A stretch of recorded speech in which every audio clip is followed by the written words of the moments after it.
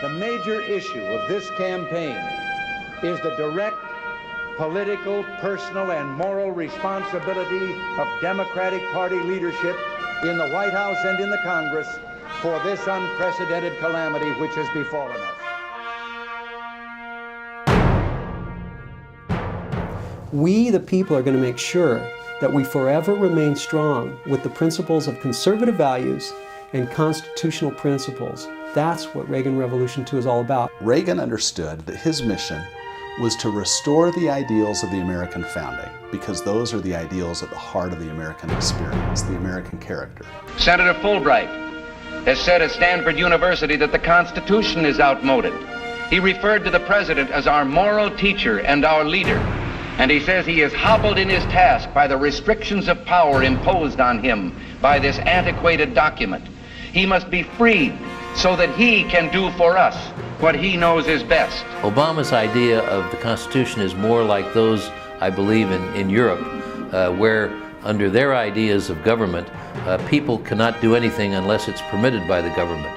Ronald Reagan's idea was people could do whatever they pleased based on their own consciences as long as it didn't violate the Constitution. We hold these truths to be self-evident, that all men are free to be. The Constitution is a document in which we, the people, tell the government what it is allowed to do. We, the people, are free.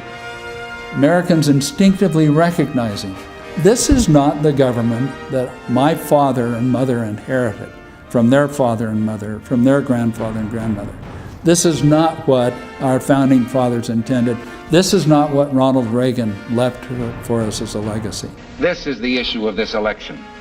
Whether we believe in our capacity for self-government or whether we abandon the American Revolution and confess that a little intellectual elite in a far distant capital can plan our lives for us better than we can plan them ourselves.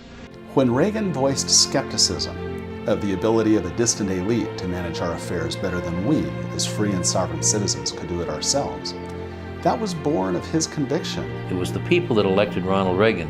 It's the people that now are rising up to demand that government conform to what the consent of the governed, the people of America, really is. And that is a government that follows the Constitution. The people, in whom Ronald Reagan always had ultimate confidence, will bring this country back.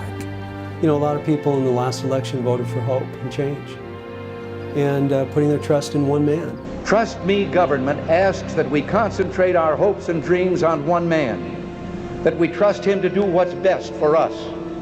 Well, my view of government places trust not in one person or one party, but in those values that transcend persons and parties. We have to be, as a nation, what we want to be as individuals. I think Ronald Reagan would be very pleased with the Tea Party movement. That is, citizens themselves coming forward and championing the ideals of the country. Reagan believed in the American people. He said, I know in my heart that man is good, that what is right will always triumph, and that every soul has worth. We will carry on the tradition of a good and worthy people who have brought light where there was darkness, warmth where there was cold, medicine where there was disease, food where there was hunger, and peace where there was only bloodshed. Let us be sure that those who come after will say of us in our time, that in our time we did everything that could be done. We finished the race, we kept them free, we kept the faith. Reagan Revolution 2 is about weaponizing Americans with knowledge. And regardless of their sincerity, their humanitarian motives, those who would trade our freedom for security have embarked on this downward course.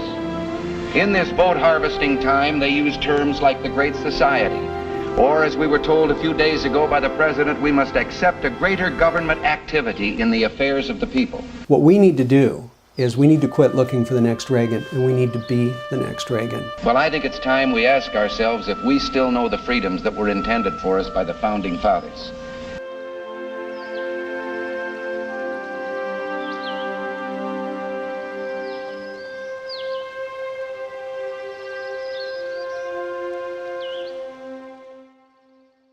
A power thinker uses more than opinion or knowledge of the day for critical decision-making. Power thinking combines head and heart, knowledge and instinct, pragmatism and vision. Great power thinkers of the past took history, their circumstances, knowledge of what worked, and combined instinct to create success. Throughout history, the great thinkers tried to understand life and society needs by going back and seeing what worked. The Founding Fathers did this to create the U.S. Constitution, and the world has never been the same. Another great political thinker embodied the spirit of the Founding Fathers, Ronald Reagan. His policies worked. The Founding Fathers' vision worked. And we have their words and tens of thousands of documents showing what worked. Now, PowerThink Publishing brings you the original sources supplied by the great thinkers of the past, their words, their beliefs as tested and measured over time, providing a roadmap for what will work again. With over 60,000 original source documents and books for your personal computer or handheld device, PowerThink's U.S. Constitution Coach Kit, Ronald Reagan Leadership Edition, brings you all you need to know to arm yourself, become educated by the greatest thinkers mankind has produced, and become one more voice for saving America.